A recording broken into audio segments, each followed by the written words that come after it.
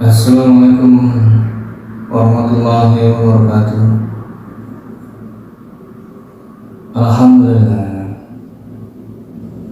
Alhamdulillahilladzi hadana lihada wa ma kunna linahtadiya laula an hadanallah. Asyhadu an la ilaha illallah wahdahu la syarika lahu wa asyhadu anna Muhammadan abduhu wa rasuluh. Allahumma shalli ala Muhammad wa ala ali Muhammad. Amma ba'd.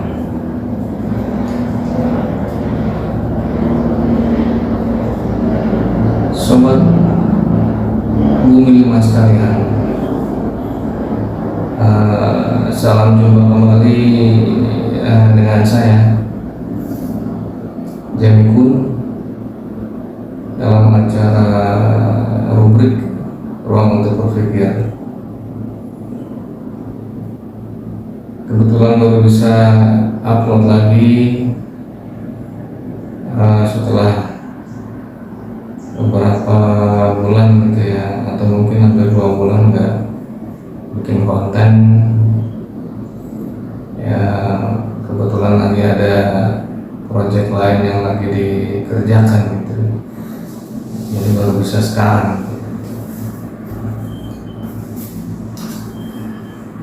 Ya, untuk kesempatan kali ini kita akan bahas sesuatu yang mungkin sudah berjalan beberapa waktu lamanya, tapi sempat kepikiran karena memang ada sesuatu yang mengganjal gitu ya. Jadi kita akan bahas tentang bagaimana anak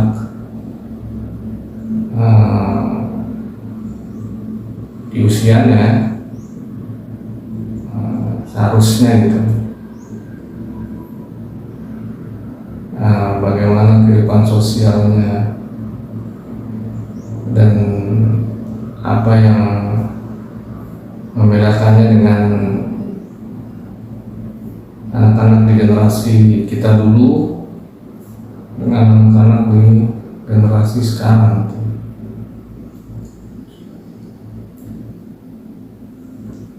Dan kita juga nanti akan membahas di part keduanya tentang masalah apakah memang perlu anak yang masih usia dini itu harus dipondokkan atau harus dimasukkan ke dalam pondok. Dan ini menjadi satu hal yang bisa dibilang sedikit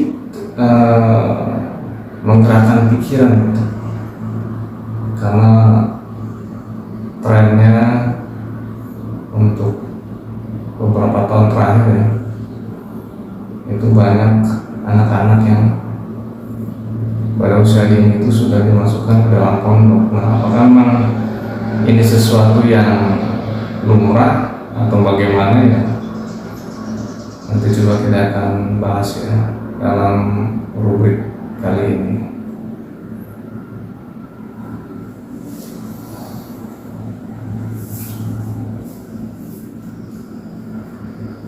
Oke, sobat Bumi Lima sekalian,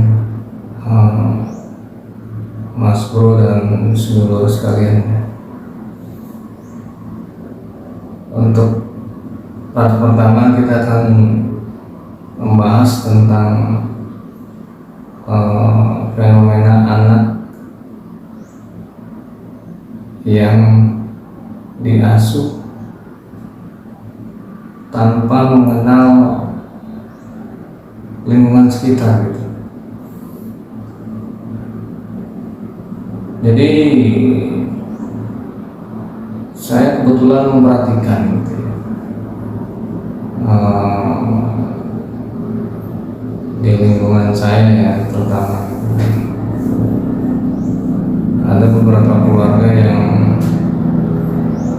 ya bisa dibilang usia pernikahannya mungkin belum terlalu lama gitu ya. Mereka punya anak dan sepertinya kehidupannya itu agak sedikit berbeda gitu dengan kehidupan anak pada umumnya ya, di tempat lain gitu. Jadi yang maksudnya membedakan di sini kehidupan si anak ini cenderung lebih eksklusif, terlalu banyak di rumah, dan juga hampir minus yang namanya sosialisasi atau hubungan bersosial gitu ya, terutama dengan anak-anak sebayanya gitu. Jadi yang saya maksud adalah ada beberapa orang tua yang mempunyai anak, tapi anak ini eksis tapi tidak pernah menunjukkan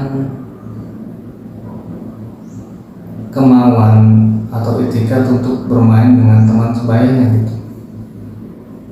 Jadi anak ini eksis, ada, tapi tidak mau berbaur, tidak mau bermain dengan kawan sebayanya gitu.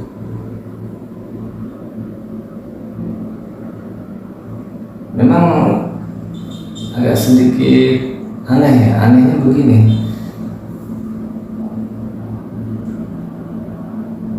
Biasanya ya di saat anak-anak mulai tumbuh ini, apalagi di lingkungan yang rapat ya, rapat itu maksudnya tetangga kanan kiri itu dekat.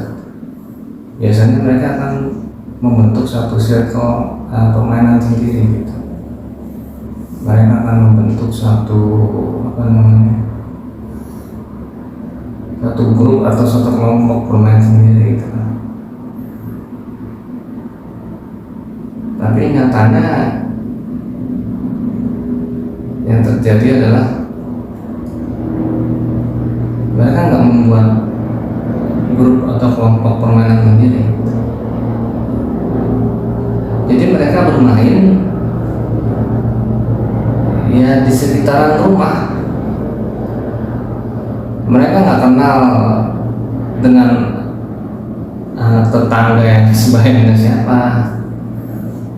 Mereka nggak kenal namanya siapa.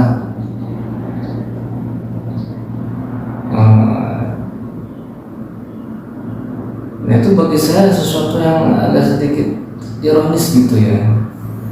Apakah memang anak ini sengaja dikurung oleh orang tuanya gitu, nggak boleh bermain atau apa, saya nggak ngerti gitu, sehingga dia nggak punya teman. Dia eksis, dia ada, tapi nggak pernah yang saya lihat tuh berteman dengan teman-teman sebayanya. Apa yang jadi apa sih namanya ya? Apa yang diajarkan orang tuanya gitu? Saya penasaran gitu. Dan itu nggak terjadi pada satu atau dua orang anak. Banyak anak di lingkungan saya ini yang orang tuanya seolah-olah seperti mengurung dia, alias nggak boleh main atau nggak boleh bergaul dengan teman-temannya gitu.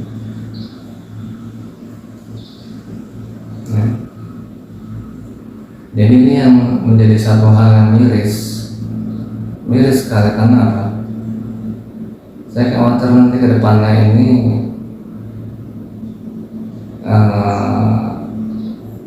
akan menjadi sosok individualis gitu. Padahal kita sebagai orang Islam ya itu punya dua peran gitu ya. Satu dalam urusan hablum minallah, urusan kepada Allah, dan satu lagi dalam urusan hablum minannas. Hablum minallah oke lah, mungkin diajarkan ya sama orang tuanya, mereka menyekolahkan anak di mungkin sekolah-sekolah Islam gitu ya yang bagus. Tapi di fungsi hablum minannasnya ini minus. Nah, saya nggak ngerti ini sebenarnya pengajaran macam apa sih yang diajarkan oleh orang tua anak-anak ini gitu. Sampai-sampai mereka nggak punya teman dalam lingkungan yang rapat. Kok bisa nggak kenal nama, kenal mukanya tapi nggak kenal namanya?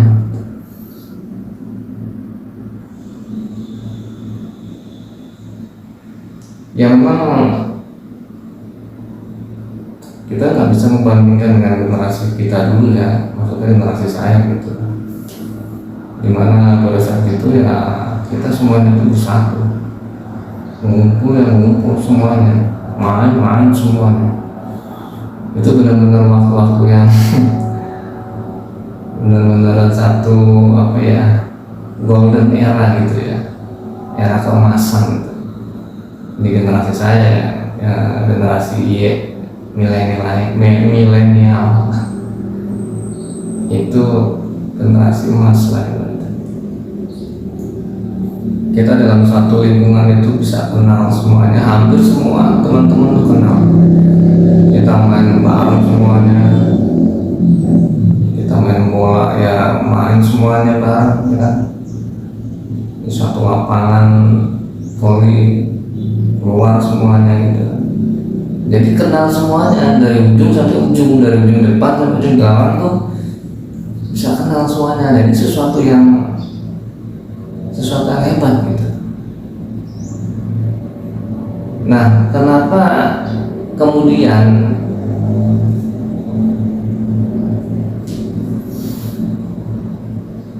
kondisi ini malah berbalik? Jangankan dari ujung depan ke ujung belakang, mungkin satu blok depannya juga udah nggak kenal namanya gitu. Ini sesuatu yang miris sekali gitu.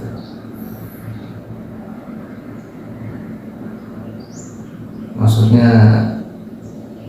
kalau seperti ini terus orang tua zaman sekarang mendidik atau membesarkan anaknya, bangsa ini akan mudah terpecah belah. Karena di usia dini itu udah diajarkan untuk individualis, nggak kenal dengan orang-orang. Nah, ini sesuatu yang bahaya ya, tentunya bahaya ini kalau kita lihat spektrumnya secara luas gitu. Nah itu, jadi menjadi resah karena ada kondisi yang abnormal ya, di luar dari sesuatu yang wajar gitu. Mungkin kalau sifatnya apa ya, berarti ya geng-gengan gitu ya, anak ini mainnya hanya ini tertentu, yang mungkin masih lumrah ya. Dan biasanya memang kadang-kadang memang ada yang namanya teman itu ya cocok-cocokan gitu ya, walaupun nggak harus semuanya satu gitu ya, tapi misalkan masih ada kelompok-kelompok kecil bermain ya masih bagus lah gitu. Tapi yang saya bahas di sini bukan itu. Ini adalah anak yang nggak punya teman di rumahnya sendiri. Jadi kehidupannya itu seperti sudah diprogram sama orang tuanya gitu ya. dari pagi sampai siang sekolah, nanti siang pulang, nanti apa ada kegiatan apa lagi, les atau apa. Jadi seharian ini bocah udah di format sedemikian rupa untuk mengikuti hal-hal yang sebenarnya apa ya, bisa diimbangi dengan kegiatan yang harusnya dilewati pada usianya. Artinya memang yang namanya anak-anak itu memang lagi masa-masanya bermain, ya kan? Seolah-olah status anak dalam tanda kutip bermain ini dihilangkan dengan adanya rutinitas setiap hari, dan itu menjadi sesuatu yang apa ya, memprihatinkan sekali buat saya pribadi ya. Karena apa? Ini kedepannya mau jadi apa ini?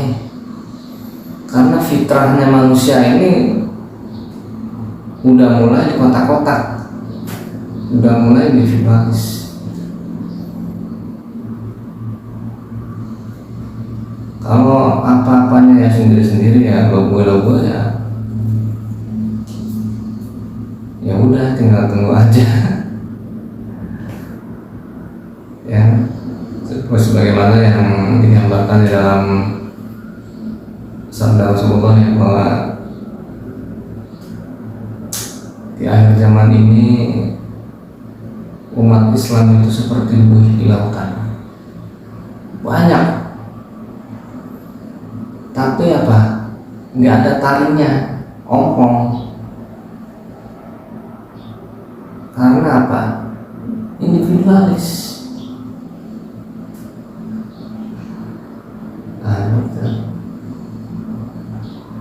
Ini banyak yang nggak disadari oleh para orang tua ya,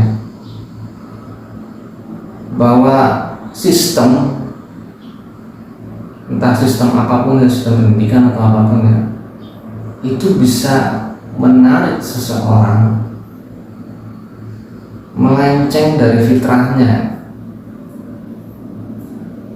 Harusnya kita sebagai makhluk ini punya dua fungsi ya, itu tadi seperti yang saya bilang, itu hablum minallah dan hablum minannas.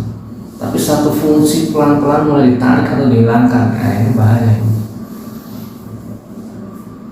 Kalau itu terjadi, maka konsep al-jamaah ya, yang dikabarkan oleh Rasulullah ya hanya mimpi. Rasulullah kan pernah mengatakan bahwa Islam ini akan terpecah menjadi 73 golongan. 72 diantaranya masuk neraka dan yang satu yang masuk surga. Yang satu kelompok ini adalah al-jamaah. Al-jamaah ini bisa dipahami sebagai orang yang senantiasa ingin kebersamaan, menghindari perpecahan. Kalau untuk menyatukan, saya rasa sulit, karena memang sunatullah itu mengajarkan kepada kita bahwa Allah itu memang tidak berkehendak membuat umat ini jadi satu gitu ya. Tapi karena kita memang fitrahnya sebagai makhluk sosial, walaupun ada sunatullah seperti itu ya, tetap kita berusaha gimana caranya untuk membuat kebersamaan. Nah itu makanya kalau ada model orang tua mendidik anaknya kayak gini, ya tentunya ya kita prihatin lah. Nggak kenal dengan tetangga, ya itu apakah ini memang bagian dari strateginya elit global untuk mengkotak-kotakan manusia ya, melalui sistem pendidikan? Tapi memang sistem pendidikan yang kita kenal itu ya memang memformat manusia itu untuk menjadi sesuatu yang seperti robot. Seperti robot itu maksudnya kita dari lahir sudah diprogram. Nanti umur sekian masuk TK, umur ini nanti masuk SD, SMP, SMA, kuliah. Itu kalau saudara atau sobat sekalian riset ya, sistem pendidikan yang kita terapkan ini bahkan di hampir seluruh dunia ya, itu memang diawali atau bermula dari yang namanya John D. Rockefeller. Itu tujuannya bukan untuk membuat manusia pintar, tapi untuk membuat manusia itu patuh, bukan menjadi orang-orang yang jenius, tapi menjadi para pekerja. Jadi mindset kita itu ketika kita lulus sekolah atau kuliah sudah diajarkan ya untuk apa? Untuk cari kerja. Nah itu. Jadi sudah diprogram oleh si John D. Rockefeller ini, dan ini diterapkan di seluruh dunia. Gitu. Makanya sobat Bumi Mas kalian ya, saksikan sendiri ya, atau pelajari sendiri ketika di zaman para sahabat atau di zaman Rasulullah ada nggak model pendidikan kayak gini? Insya Allah saya yakin nggak ada. Orang sudah diformat dari sejak usia dini sampai usia tertentu untuk dipersiapkan menjadi para pekerja atau pembantu-pembantu lah gitu. Dengan mindset yang mindset pembantu. John D. Rockefeller ini nggak pengen, dia kan orang Amerika ya. Ketika dia menerapkan di Amerika itu, ketika dia menciptakan sistem pendidikan kayak gini, dia tuh nggak pengen orang-orang pintar. Dia cuma pengen orang-orang tuh patuh. Jadi ketika mereka lulus dari sekolah, ya mereka langsung dipekerjakan dan harus patuh sama atasannya gitu. Itu filosofi dari sistem pendidikan yang kita anut sampai sekarang. Udah dimulai dari sejak dulu itu yang namanya sistem sekolah.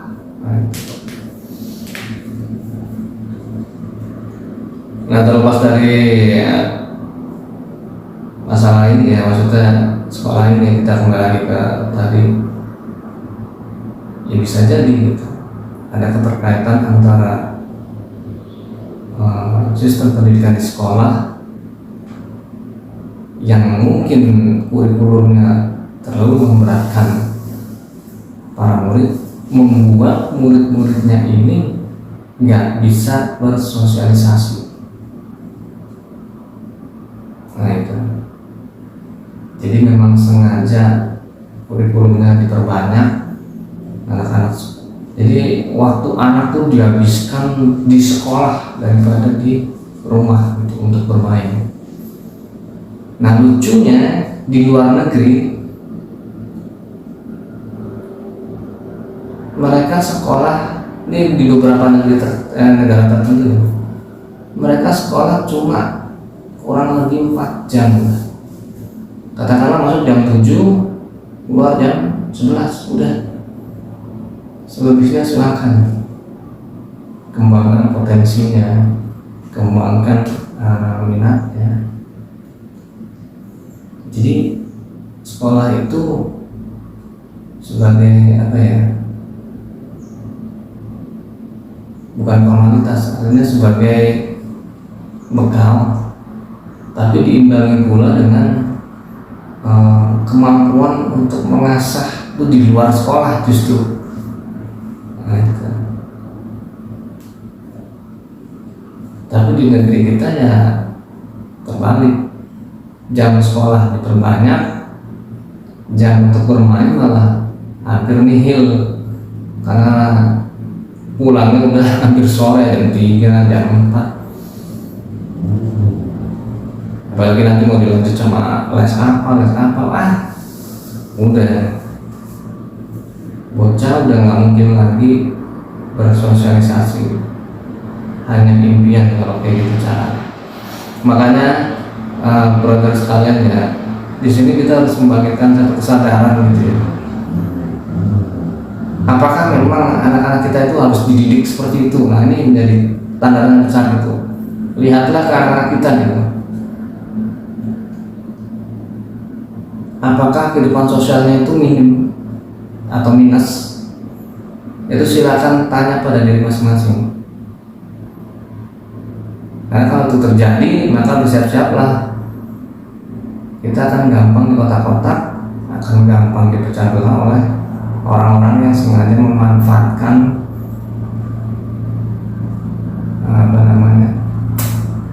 situasi ini.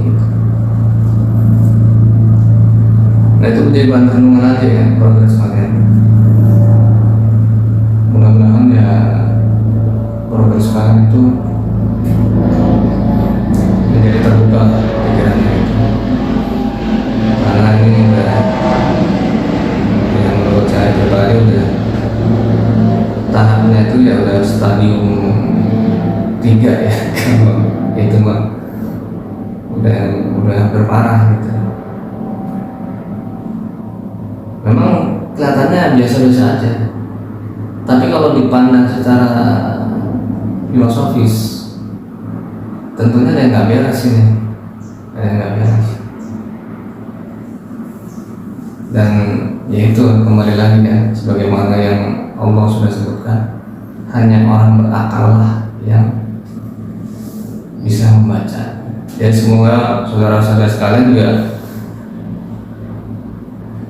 menggunakan akalnya untuk memikirkan hal ini, karena ini juga menyangkut masa depan dari ya negara kita gitu kan. Anak-anak kita yang masa depan dari negara kita ini, anak kita jadi seperti apa ya, negara kita mau jadi seperti apa ya, kita lihat dari anak-anaknya. Oke, ya begitu aja ya buat sekalian. Nanti kita sambung di part yang kedua. Part kedua ini belum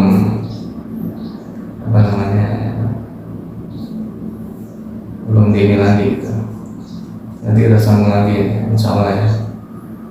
Kita tutup dulu ya pembahasan kita kali ini. Subhanallahumma wa bihamdika asyhadu an la ilaha illa anta astaghfiruka wa atubu ilaik. Mohon maaf atas segala kekurangan, kebenaran yang milik Allah, dan kesalahan adalah pada diri saya sendiri. Assalamualaikum warahmatullahi wabarakatuh.